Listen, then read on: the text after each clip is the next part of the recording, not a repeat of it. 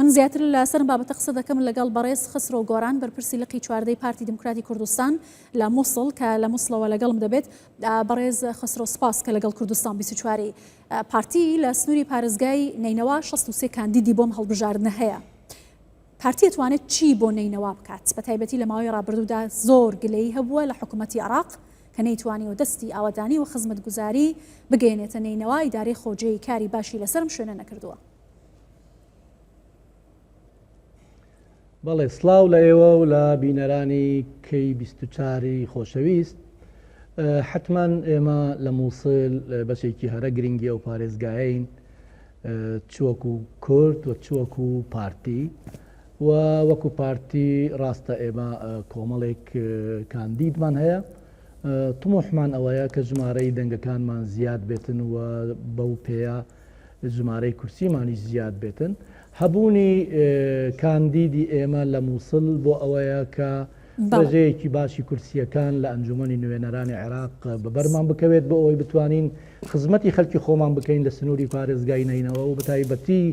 لە سنووری پارێزگای نینەوە کە پارێزگایەکی زۆر فراوانە چ لە ڕووی جوغرافیا و زۆر گەورەیە چ لە ڕووی دانیشتوان کە نزیکەی 5 ملیۆنە ژمارەی دانیشتوانی و بەشێکی زۆری ئەو ناوچانە هەواداران و لایەنگران و ئەندامانی پارتیمانن پارتی دیموکراتی کوردستان ومێدەوارین بتوانین بە ڕێگەی ئەو کاندیدانە فشاری زیاتر بخرێتە سەر حکوومەت بۆ ئەوەی خزمەتگوزاری زیاتر دابین بکرێت. بەرنامەی داهاتووی پارتی لەو سنوورە چییە؟ بەڕێز خسرۆ گۆران دیارەکە داواکاری زۆر هەیە، چاوەکان زۆر لەسەر نینەوان کە حکوومەت هەرێمی کوردستان بتوانێت هاوشێوەی پارێزگاکانی هەرێمی کوردستان گرنگی بەو پارێزگایش بدات ئەگەر عێراق کەم تەرخەمی دەکات ئەمما جوبران بکاتەوە یا قەرەبووی بکاتەوە. پارتی بەرنامەی بۆ داهاتووی نینەوە چی دەبێت؟ هەلبەتە ئێمە بەرنمەیەکی گشتیمان هەیە بۆ نینەوە لە ڕووی خزمەتگوزاری و لە ڕووی پێکەوە ژیان و لە ڕووی ئاوەدانی و لە ڕووی شەراکەت و پرینسیپی ئێمە شەراکەت و هاوبەشی و هاوسەنگیە لە مەعامەلەکردنە لەگەڵ چ لەگەڵ حکوومەتی خۆجێی مووسڵ چ لەگەڵ حکوومەتی فیدەرالی بەغدا. کاندیدەکانی ئێمە هەموو قەزاکانن هەر لە شنگالەوە تا مەخموور و هەر یەک لەوانە بەرنامەی کاری خۆی هەیەەوە من ناڵێم خزمەتیان نەکردووە پێشووتر کاندیدەکانی ئێمە نا خزمەتیان کردووە بەڵام چاومان لە خزمەتگوزاری زیاترە و لە کاری زیاترە و ئەکیید بەشێک لەو کارانەش بە هەماهەنگی کراوە لەگەڵ حکوومەتی هەرێمی کوردستان و پارێزگاکانی سنووری نینەوە چونکە بەشێکی زۆری ئەو ناوچانە سنووردارە چ لەگەڵ دهۆک چ لەگەڵ هەولێر و کێشەیەکی زۆر هەیە لە مووسڵ کێشەی کەمی کارەبا هەیە کێشەی کەمی ئاو هەیە کێشەی کەمی ئاوەدانی هەیە کێشەیەکی زۆر هەیە و کارێکی زۆر قورسیش لە پێشمانە بۆ ئەوەی بتوانین خەڵکی خۆمان لەو پارێزگایە ڕازی بکەین. باشە بەڕێز خسرۆیەکێک لەو بابەتانەی کە هەموو جارێک پارتی گرنگی پێداوە پرسی ئاوارەکانی شنگالە ئەوانەی کە سەر بە پارێزگای نینەوان بەڵام ئاوارە بوون لە شوێنەکانی خۆیان بۆ دەنگدان ناتوان لە شوێنی خۆیان دەنگ بدەن. ئەم بابەتە چۆن ئێوە کارتان لەسەری کردووە کە دەنگی ڕاستەقینەی خەڵکەکە بۆ کاندیدا دیاریکراوەکانی خۆیان بێت؟ طبیعیەکێک لە کێشە هەرە سەرەکی و گەورەکانی پارێزگای نینەوە هەبوونی ئەو ژمارە زۆرەی ئاوارەکانە. زۆربەی ئاوارەکانی پارێزگەکانی دیگەڕانەوە بەڵام ئاوارەکانی مووسڵ بەداخەوە هێشتا کێشەن بە تایبەتی ئەوانەی خەڵکی شنگار و ئەو دەڤەران چونکە تا ئێستاش لە کامپەکانن لە بن خیوەتگان لە خیوەتگان لە بن خیوەتن لە سنووری پارێزگای دهۆک و هەروەها بەشێکی دیکەمانیش هەیە لە سنووری پارێزگای هەولێر. ڕاستە ئەو کێشانە کێشەن دیسان بۆ هەڵبژاردنەکانیش بەڵام ئاسانکاری کراوە بەشێکیان دەبێ بچنەوە لە شنگار دەنگ بدەن و ئەوانەی لە خێوەتگان و تۆمار کراون ئەوانە دەتوانن لە شوێنی خۆیان دەنگ بدەن ئەوە ئاسانکاری کراوە لەلایەن کۆمیسیۆن و ئێمەش هەوڵ دەدەین جەماوەری خۆمان لەو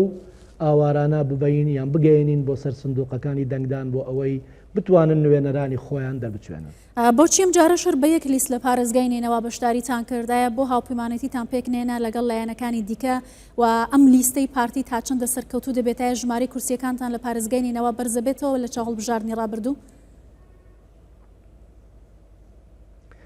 بەداخەوە کە ئێستا وای لێ هاتووە دوای ڕوخانی ڕژێمی سەدام حتا ساڵی 2014 هەتا هاتنی داعش ئێمە وڵایەنە سیاسیەکانی کوردستانی پێکەوە بە یەک لیست بەشدار دەبووین چ لە هەڵبژاردنەکانی ئەنجومەنی نوێنەران یان هەڵبژاردنەکانی ئەنجومەنی پارێزگای نینەوە و بەو پێش ژمارەی دەنگەکانمان بە فیڕوو نەدەڕۆیشت و دەبانتوانی کورسی زۆر بێنین چ لە ئەنجومەن چ لە پارلەمانی بەغدا ئەم جارە بەداخەوە هەر لایەنەک و لیستی خۆی هەیە و ئەوەش ئەکیت هەدردانە بە ژمارەیەکی زۆر لە دەنگەکان دەبواە یەک لیست بواینایە بەڵام خۆت دەزانی لەبەر ئالۆزیەکان و لەبەر ناکۆچیەکان ئەم جارەش وەکو جاری پێشووتر بە لیستی جیا دابەزیوین بەڵێ ئێمە